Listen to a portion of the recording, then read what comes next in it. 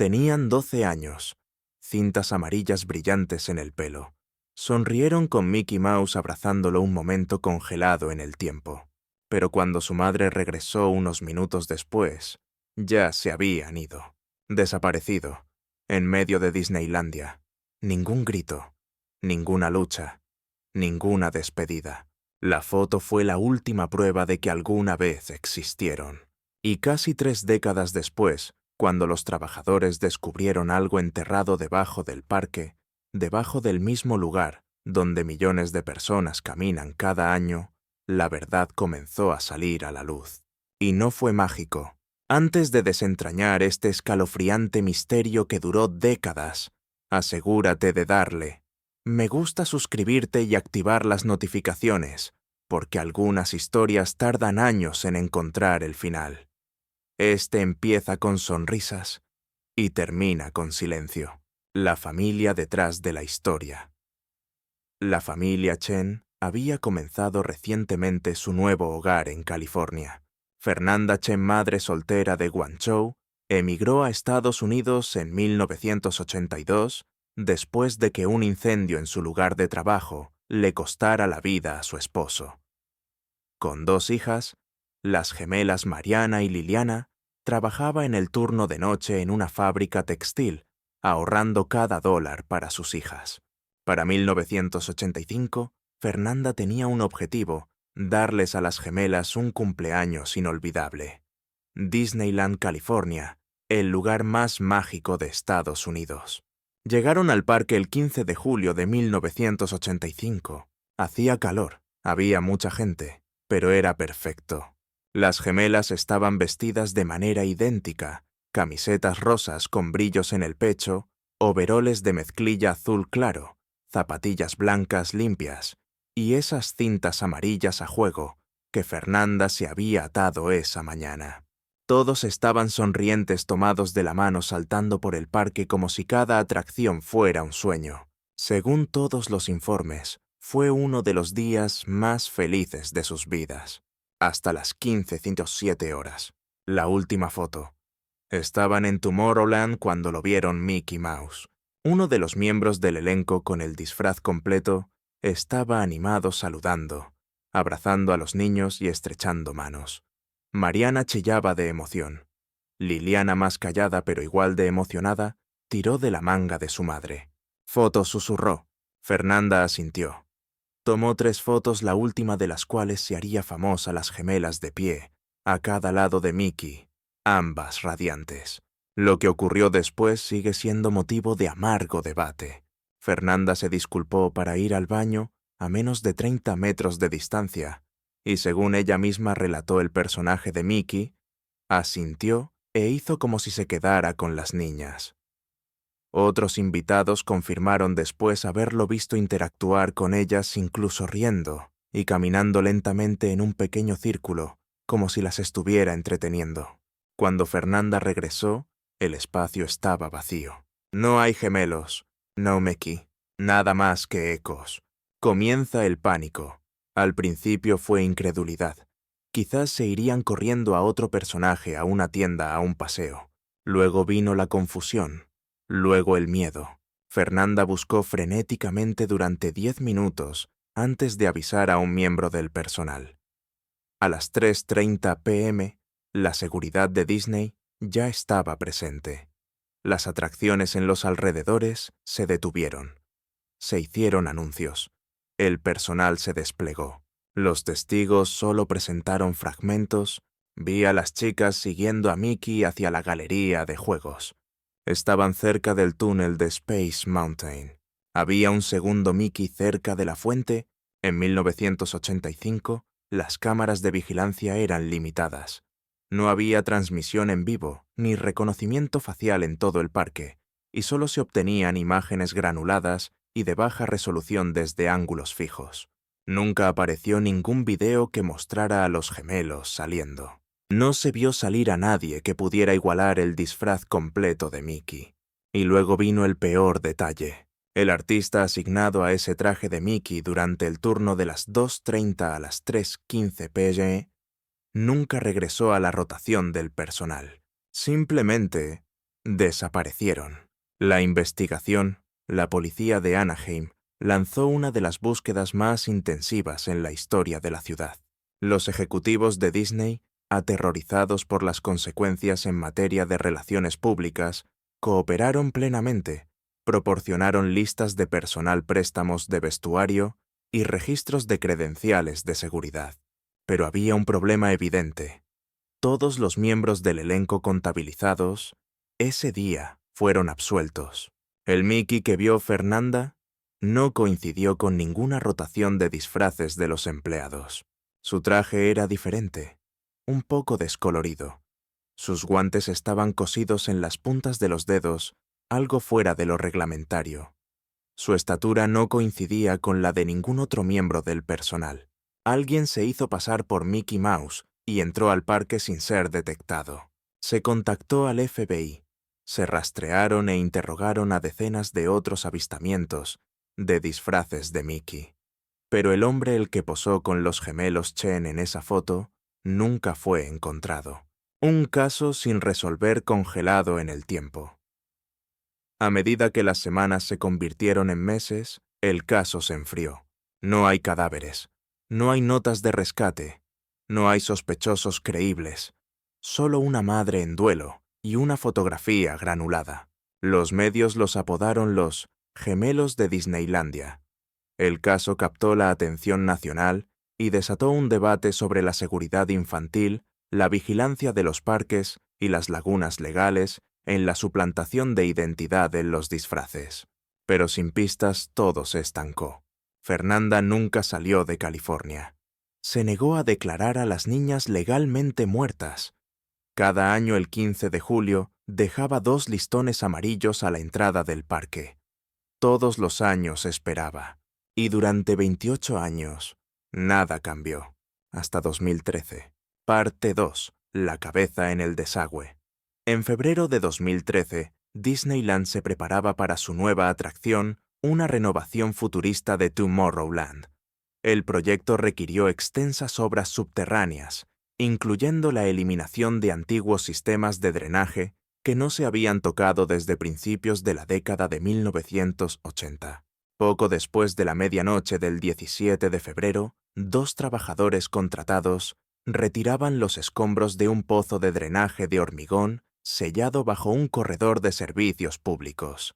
El pasaje estrecho y mal iluminado no figuraba en ningún plano moderno. A las 2:12 a.m., uno de los trabajadores llamó por radio aparentemente con voz temblorosa.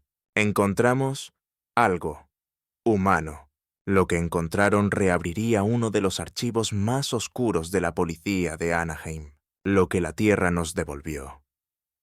Encajada dentro de una rejilla de metal oxidado, oculta bajo décadas de mugre y escorrentía, había una cabeza humana cortada, momificada por las condiciones áridas y encerrada en una máscara de goma descolorida.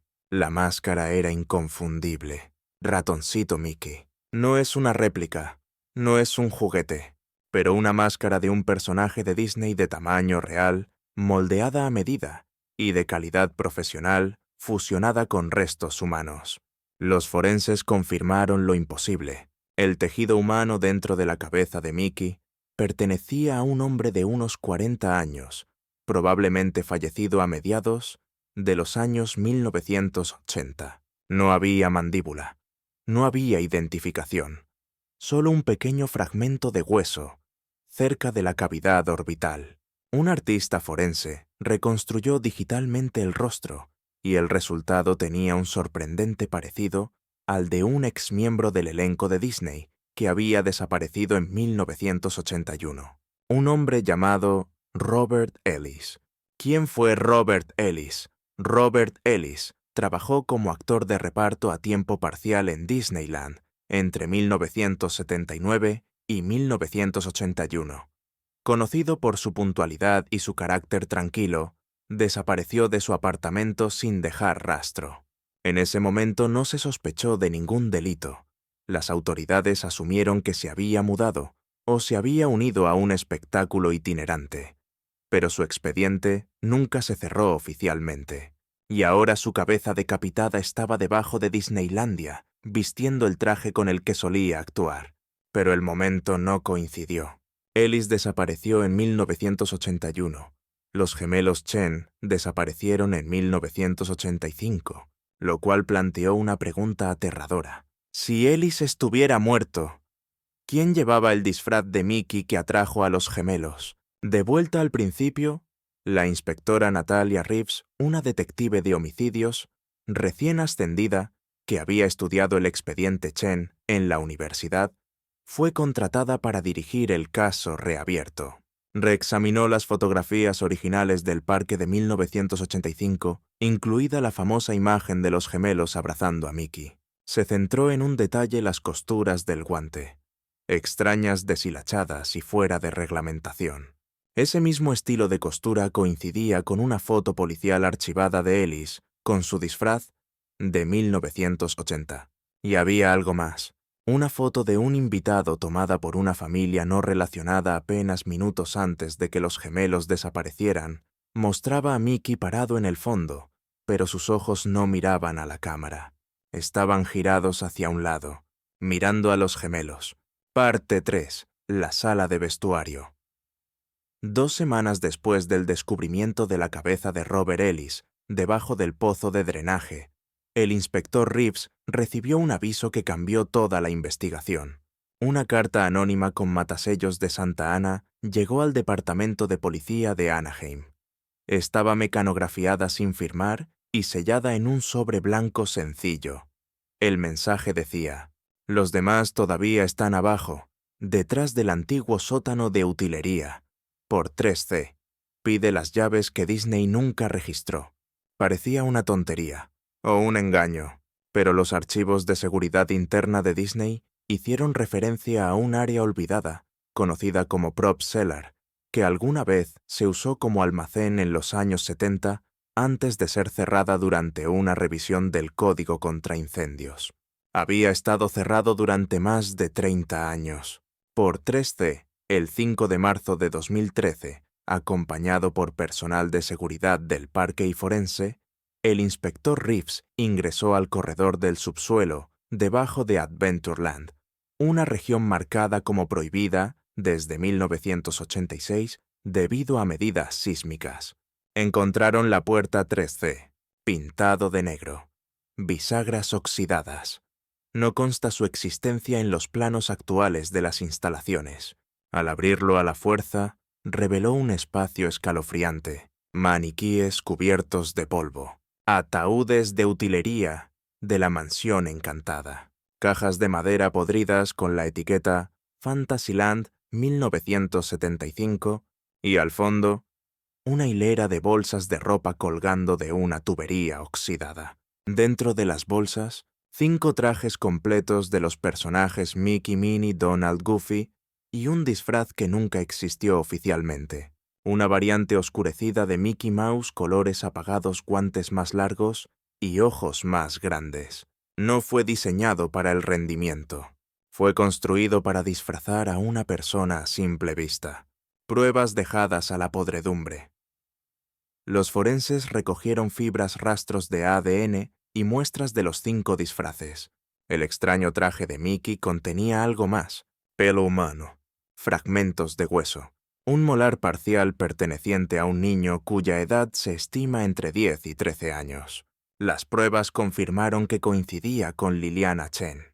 Después de 28 años, su presencia había sido confirmada no en el parque ni en una tumba, sino sellada dentro del forro de un disfraz destinado a entretener. Pero no había señales de Mariana. Reeves empezó a sospechar lo que nadie quería decir en voz alta. Puede que no haya habido ningún impostor. Puede que haya habido un grupo. Parte 4. Habitación 0. Comenzó con una confesión. 3 semanas después del descubrimiento de la sala de disfraces, oculta, se envió un correo electrónico anónimo a la dirección personal del departamento del inspector Reeves, sin nombre, sin IP rastreable. Solo una línea: la habitación 0 fue real. Estuve allí en 1985. Los gemelos no fueron los primeros. Adjunto había una imagen granulada, lo que parecía un pasillo de hormigón tenuemente iluminado con calcomanías de dibujos animados desprendiéndose de las paredes. Al fondo, una pesada puerta metálica.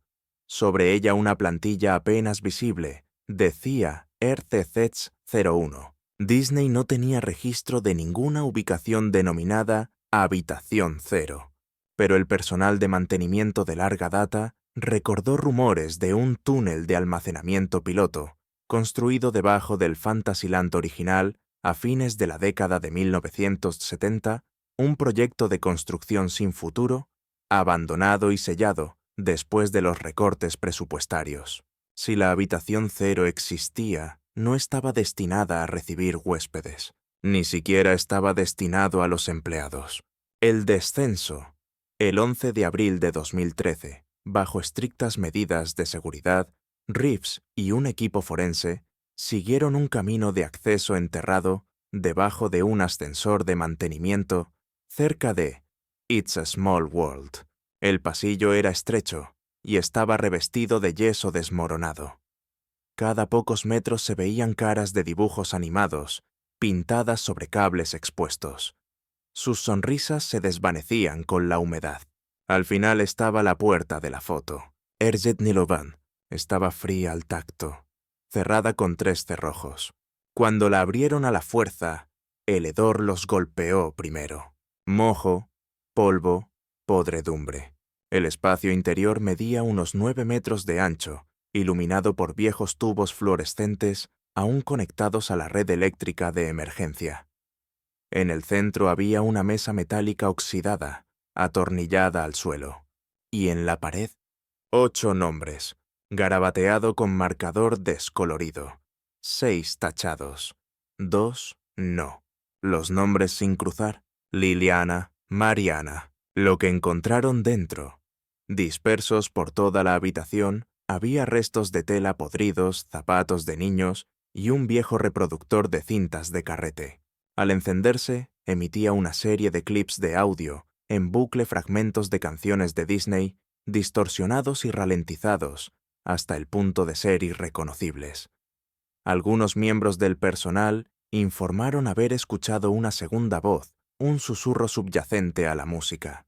Otros afirmaron que les llamó por su nombre. En un rincón encontraron una trampilla sellada pero no vacía. Dentro había una caja de madera deteriorada acolchada con espuma aislante. Envuelto en una vieja camiseta de Space Mountain, había un fémur de niño. Las pruebas de ADN confirmaron que pertenecía a Mariana Chen. Había estado debajo del parque durante 28 años. Sin marcar, sin llorar, almacenado. El que sabía ante el creciente frenesí mediático, un ex supervisor de seguridad de Disneyland, se presentó bajo protección de testigos. Afirmó que a principios de la década de 1980 se habían reportado anomalías disfrazadas en el parque fuera del horario de atención, personajes que caminaban solos, se negaban a hablar y a veces ingresaban a áreas restringidas sin llaves.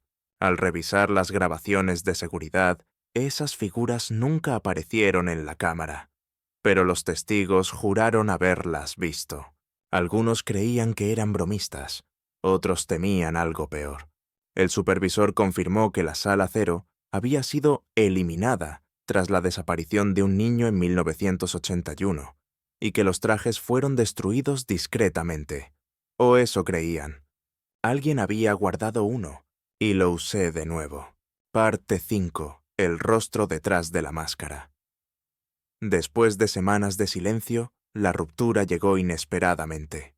Un hombre de 63 años llamado Dennis LaRue fue arrestado por un cargo de allanamiento no relacionado en Bakersfield.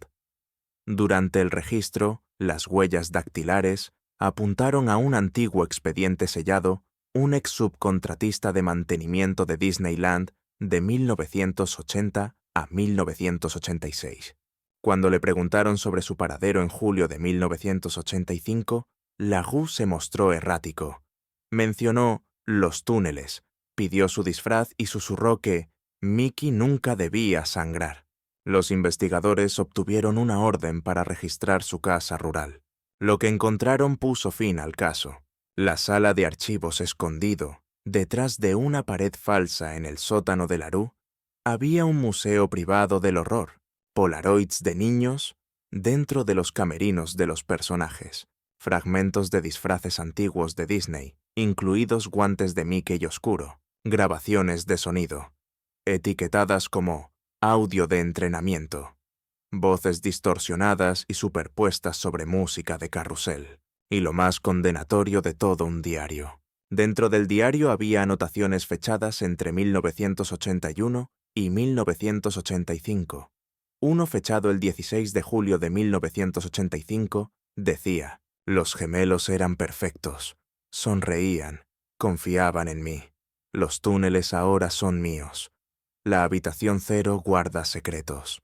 Él lo llamó su reino. Se veía a sí mismo no como un hombre, sino como un personaje que el parque había olvidado. La puerta final. Se ordenó una última búsqueda, esta vez debajo de una sección de los túneles originales que llevaba mucho tiempo sellada. Larue había dibujado mapas. Un pasaje destacaba: la habitación de los espejos. Fue real.